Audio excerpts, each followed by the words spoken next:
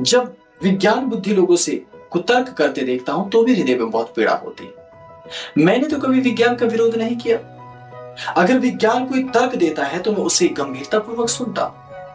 अगर विज्ञान कोई मार्ग दिखाता है तो मैं उसे गंभीरतापूर्वक उस पर चिंतन करता हूं और देखता हूं कि सही और गलत क्या है और भविष्य में क्या होने की संभावनाएं हैं, उस संभावनाओं के साथ आगे बढ़ता हूं। लेकिन आप में से अधिकांश विज्ञान के साथ ऐसे युद्ध करते हैं मानो धर्म और विज्ञान का कोई द्वंद्व युद्ध हो रहा। अगर आप विज्ञान को दुत्कार दोगे तो आप स्वयं को दुत्कार दोगे। आप अपनी बुद्धि को, प्रज्ञा को आप दुत्कार रहे हो। और यदि आप हृदय को भी दुत्कार देते हो तब भी आप सब कुछ खो देते हो।